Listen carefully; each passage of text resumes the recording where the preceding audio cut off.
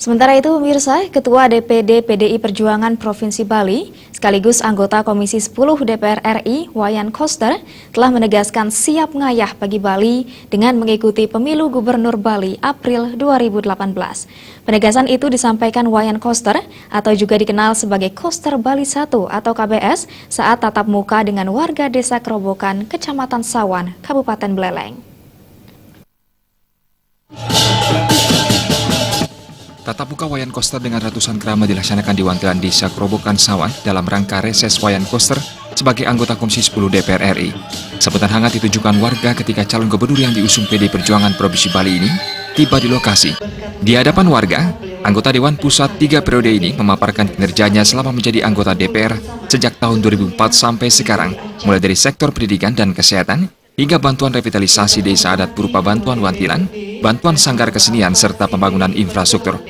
Koster yang juga dikenal sebagai Koster Bali 1 KBS menerangkan, selama menjadi anggota Komisi 10 DPR yang membidangi pendidikan, pariwisata, pemuda, dan olahraga, secara tulus di hadapan warga Desa Kerobokan, KBS mengutarakan niatnya menjadi Gubernur Bali berpasangan dengan Penglingsir Puriubut Cokorde Oke Arte Ardana Sukawati, atau yang akrab disapa Cok Aja.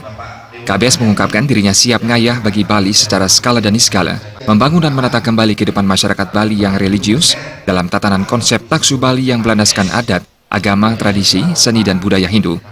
Bila dipercaya masyarakat Bali menjadi Gubernur Bali, KBS akan melaksanakan pola pembangunan nasional semesta berencana untuk memperkokoh jati diri kerama Bali, mewujudkan kesejahteraan masyarakat Bali yang berdaulat di bidang politik, berdikari di bidang ekonomi, dan berkepribadian di bidang budaya. Sebagai pimpinan PD Perjuangan Provinsi Bali, KBS menekankan kepada anggota partai yang duduk sebagai kepala daerah maupun anggota DPRD agar mampu menjemput aspirasi masyarakat, membuat kebijakan dan program pembangunan yang berpihak kepada masyarakat, dan memiliki prestasi gemilang untuk kesejahteraan masyarakat.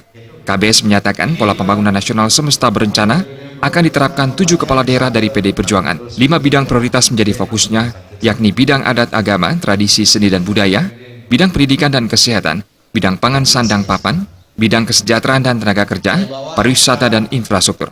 Menurut KBS dalam APBD tahun 2017, pola pembangunan nasional semesta berencana akan mulai diterapkan oleh 7 kepala daerah yang berasal dari PDI Perjuangan. KBS juga menjelaskan pola pembangunan nasional semesta berencana sejatinya sudah dijalankan dalam APBD tahun 2016. Khusus di Kabupaten Buleleng di bidang infrastruktur, Wayan Koster membantu pengaspalan jalan Hotmix dengan biaya 70 miliar rupiah dan target rampung pada tahun 2017. KBS juga membantu pembangunan rumah sakit Pratama di Girimas. Kepedulian KBS tak hanya di sektor kesehatan.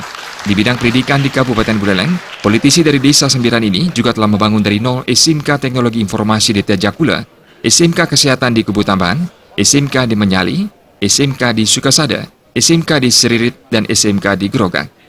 Prinsip Wayan Koster yakni 1 kata 1000 kerja, dan 1 kerjanya dapat diulas dengan ribuan kata. Gus Murah, Bali TV.